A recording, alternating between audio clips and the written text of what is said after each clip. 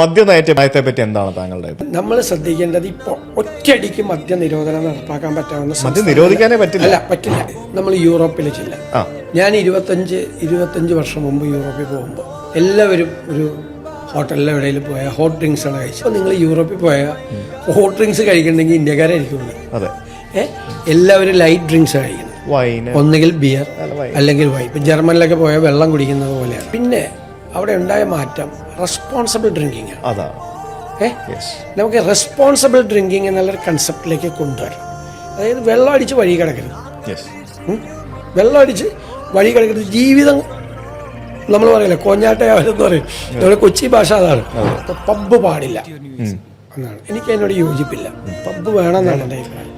ആ പബ്ബ് ഉണ്ടെങ്കിലേ നിങ്ങള് മറ്റത് ഈ കഠിനമായ മദ്യം ഉപയോഗിക്കുന്നത് കുറയ്ക്കും. ഈ ഏറ്റവും കാഠിന്യമേറിയ മദ്യം ഉപയോഗിക്കുന്നതിൽ നിന്ന് വളരെ ഇൻ്റലിജൻ്റ് ആയിട്ടുള്ള ഒരു എക്സൈസ് പോളിസി കൊണ്ട് തിരിച്ചു കൊണ്ടുവരണം ആളുകൾ. അപ്പോൾ കുറച്ച് ലൈറ്റ് ഇതിലേക്ക് കൊണ്ടുവന്നാൽ ഈ രോഗങ്ങൾ കുറയും. ഇപ്പം ലിവർ ആയിട്ട് ബന്ധപ്പെട്ട രോഗങ്ങൾ ഭയങ്കരമായിട്ട് വർദ്ധിക്കുകയാണ്. ഓവറായിട്ട് അത് അമിതമായ മദ്യപാനത്തിൻ്റെ ഇരകളായി മാറുന്ന ധാരാളം സാധാരണക്കാരുണ്ട്. എപ്പോഴും നമ്മളൊരു പോളിസി ഫ്രെയിം ചെയ്യുമ്പോൾ അതിൻ്റെ സോഷ്യൽ ഇമ്പാക്റ്റ്, അതിൻ്റെ ഹിസ്റ്ററി ഇതെല്ലാം സ്റ്റഡി ചെയ്തുകൊണ്ട് വേണം. വെറുതെ ഏതെങ്കിലും ഉദ്യോഗസ്ഥന്മാരെ എഴുതിക്കൊണ്ട് തന്നെ പോളിസിയുടെ അടിയിൽ ഒപ്പുവെക്കൽ ആകരുതൊരു ഭരണാധികാരി.